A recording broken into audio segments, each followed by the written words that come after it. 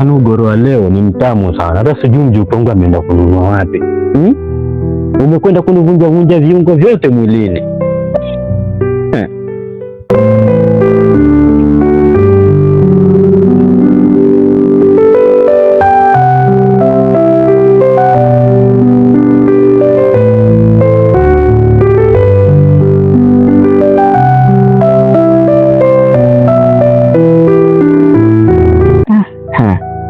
Maugoro wa siku hizi si ya kuaminika kabisa.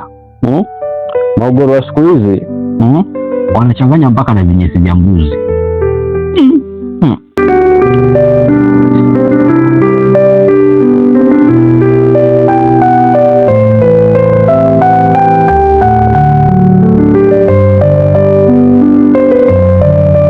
We mjukuu wangu Kimoda, hebu njoo huku mara moja. Naam baba.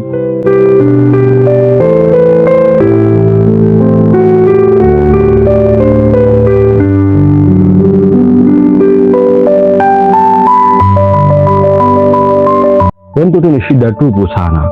Utaishi mpaka lini? Yaani ukija tu unakimbilia mafrijini.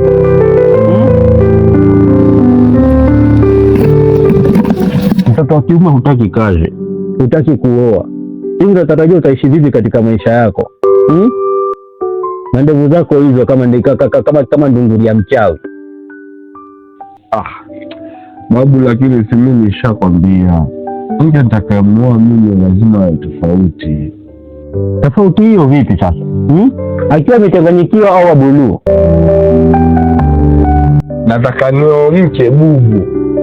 Akianza tule asubuhi, mume wangu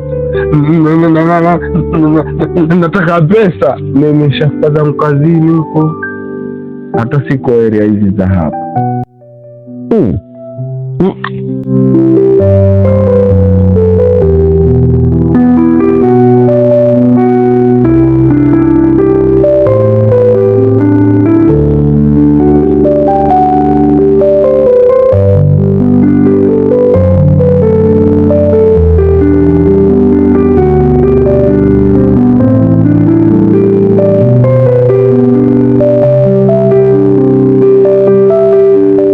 Sasa hizi ni shida sasa.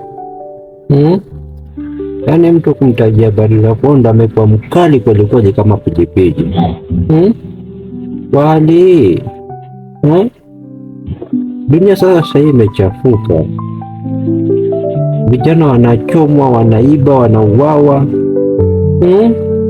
Hapa nisivokaa makini hapa, huyu mjukuu nitakuja mpoteza. Ya Rabbi, hebu nipe Mungu.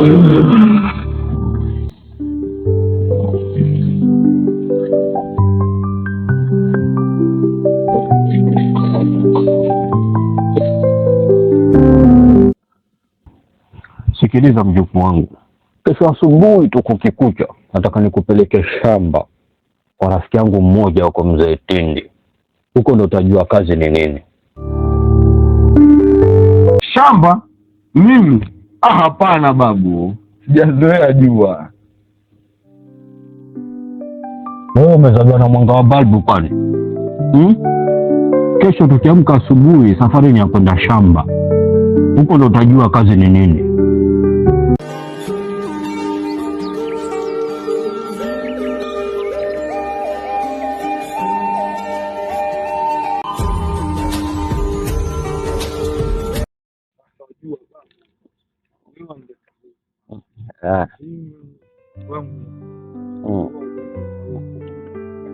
Wewe mjukuu wajua wewe ni mvivu sana. Mimi nilikwambia huko ndio kwenye utatoboa huko. Unaona? Maisha ya mjini kule achana nayo. Maisha mjini achana nayo kabisa, huko ndio kwenye utatoboa huko. Utatoboa kama ni maisha, kama ni pua, unaona? Nimesha kusikiza kabisa. Mimi ujinga kama mimi supende. Mimi nikwambia mimi lazima nikupeleke huko uridhike. Mimi siwezi kukuelewa kabisa. Huko ndo maisha yako aliko. Mzee mwenzangu na hata sijui yuko wapi huko. Hii ndo bezi yake anaipendaga sana hii. Je, atakuwa ameenda. Wewe mzee mwenzangu. Mzee Tindi. mzee wangu. Au babu, yani niko serious kweli, mwanangu analeta mashambani. Mzee gay kweli.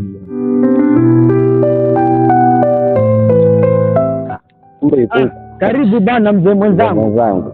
Naitikia kule.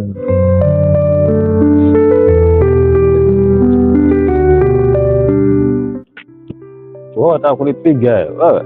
Fanya nini babu?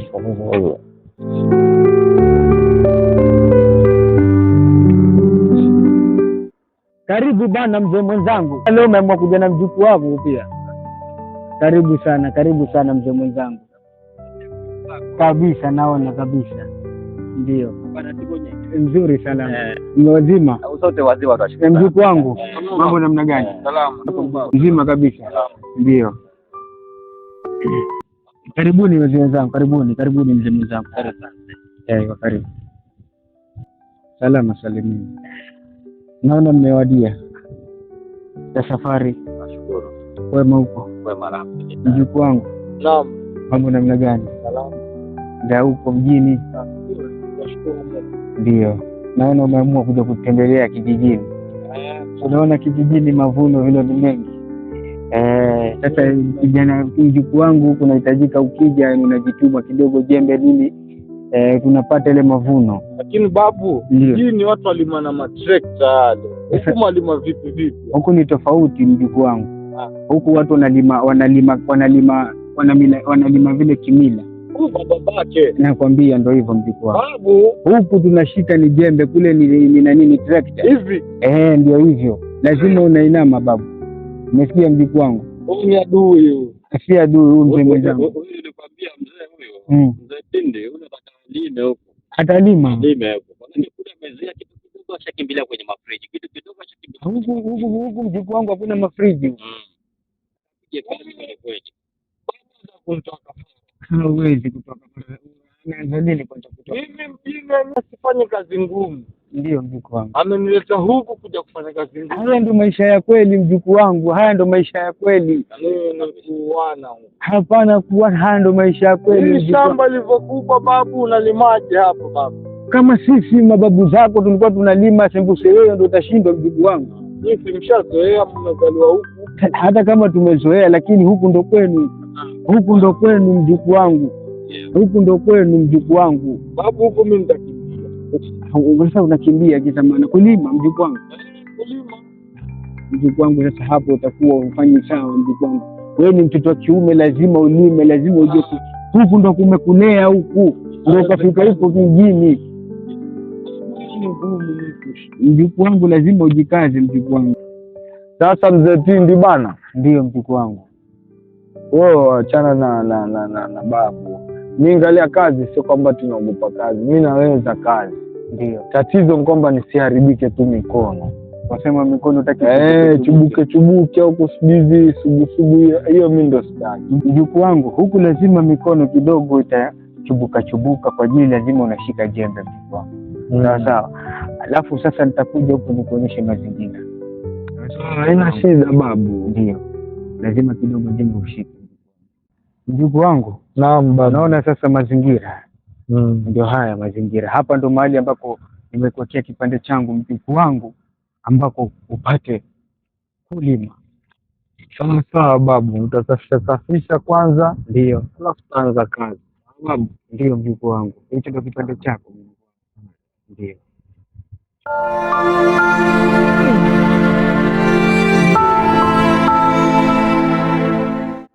Mambo shamba bana da.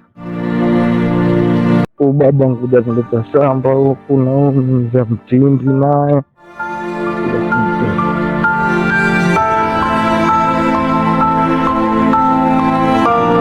Babu, naondoa na hili hapa Kabisa mjukuu wangu.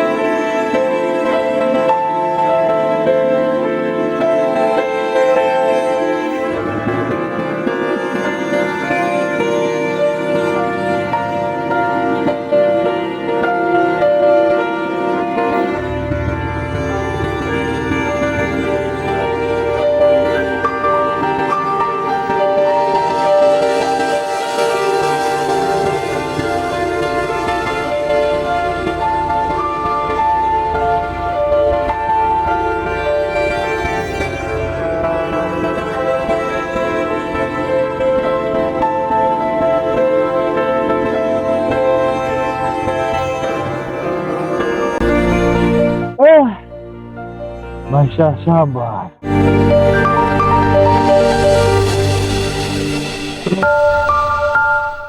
Kujaniua acha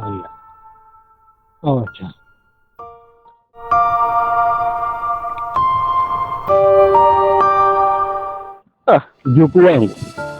Babu, Yaani mara moja hii tayari hapo ushachoka tangu kuja kaa chini. Babu, ulijua litaniua babu. Ulijua litaniua.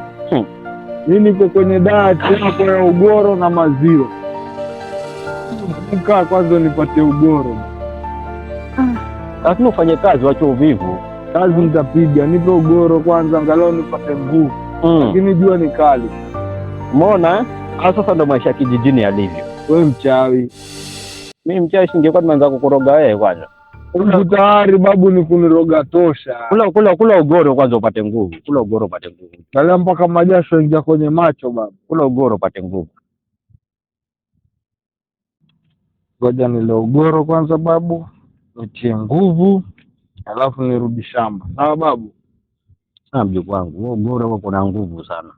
Wewe ugoro ukiupiga wewe, si ajabu ungekuwa umelala hapa. Babu. Ugoro tena nilale. Mbona wewe ulali ukila ugoro?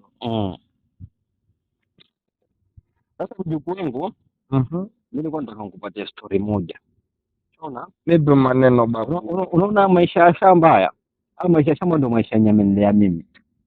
Mimi pia nilipokuwa kijana nilipitia maisha magumu sana mjukuu wangu. Ndio, unaona? Mimi wazazi wangu bana walipitia hali ngumu. Kwanza mimi nililelewa na mzazi mmoja, mzazi wa kike. Unaona? Mimi toka nizaliwe sijawahi kumuona baba. Nimelelewa maisha magumu sana. Katika hao maisha yenye nililelewa mimi. Yaani nilifikia kiwango mpaka yani ilikuwa kula yenyewe kwa siku mpaka mama yani apate shida, yani aende huko arudi huko ndio kidogo yani mtu apate nguvu ya mkono kwenda kinywani. Sijui naelewa mjukuu wangu. Ndio baba. Mimi nilikuja nikafukuzwa shule, miezi mitatu imelala tu nyumbani. Ilibidi yani mama akusanye kuku kama 5 hivi akawaleta pale shule. Unaona? Ndio ili aweze kufidia ile deni lilikuwa nikimdaiwa pale kama la kazi. Unaelewa? Sasa hiyo siku mama yangu mimi mzazi aliamua kubeba kuku 5 akawaleta pale shuleni. Alipowaleta pale shuleni alileta kama yani kufidia yale madeni kama karo. Ili mimi mwanawe niweze kusoma. Kipindi hicho nakumbuka kibaya zaidi, baada ya mama yangu mzazi kuondoka pale shuleni, wale kuku walitoka wote huko kwenye staff room huko, sijui kwenye kuku amewekwa wapi, wakaja paka pale kwenye dati nilikuwa nimekaa mimi.